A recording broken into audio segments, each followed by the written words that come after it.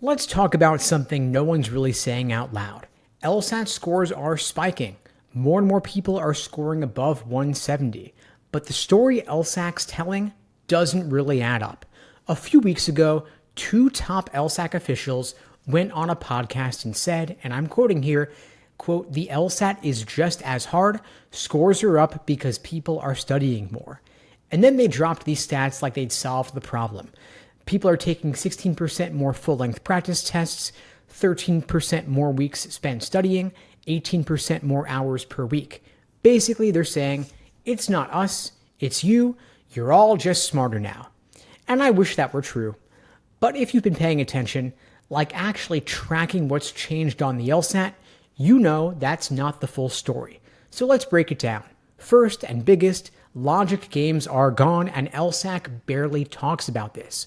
I know logic games were the most teachable part of the test. They were the most perfectible part of the test.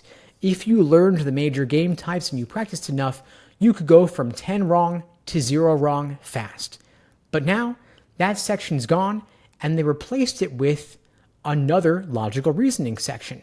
That changes everything.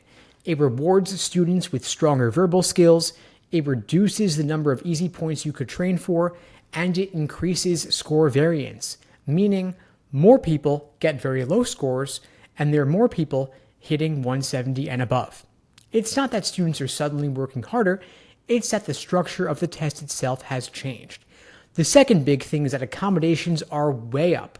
More people are getting time and a half, even double time. Of course, some people absolutely need it, no question about it, but the approval process has been vague. It's unequal, and there's no transparency from LSAT about how many of those 170 plus scorers are testing with extra time. That's a huge variable, and they're not talking about it. Meanwhile, students openly say things like, if you're not applying for accommodations, you're shooting yourself in the foot. That's where we're at right now in 2025. Now, the third big variable is that remote testing has totally changed the game. Before, you had to go to a cold, unfamiliar test center with creaky chairs, weird proctors breathing down your neck.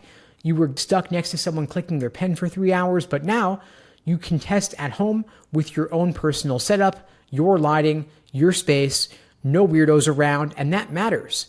If you're comfortable, your focus is better, and that better focus leads to better performance. Being able to take the test in a more comfortable environment is going to translate into higher scores.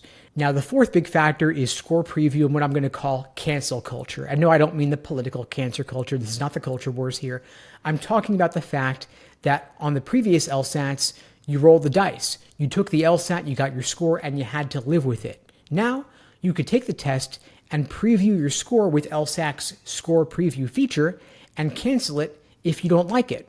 If you don't like it, you get to retake, so you get to make an informed decision about whether to cancel or not, and law schools never see the score. Being able to see your score before having to decide whether to cancel removes the downside risk of retaking. It encourages students to retake more and more often than ever before, and you get to curate your score report, only keeping the best scores. That is a totally different game, and it favors students who can afford to take the LSAT more times and retake more times. Now, the fifth factor here is that the skills the LSAT rewards have shifted. It used to be you had 3 different sections you had to study for: logical reasoning, reading comp, and logic games, each one testing a different skill. With logic games out of the picture, it's now mostly just verbal reasoning. 2 out of the 3 scored sections are logical reasoning. The third is reading comp. That means if you are a student who is good at reading, if you can spot argument patterns, if you can handle abstract language, you're going to do better. On the flip side, students who relied on spatial logic, diagramming, or just pure repetition to master logic games lost a big edge. The LSAT now favors a different kind of student. So, what does this all mean? It means the spike in scores is not just about working harder, it's about an LSAT that has been quietly re-engineered.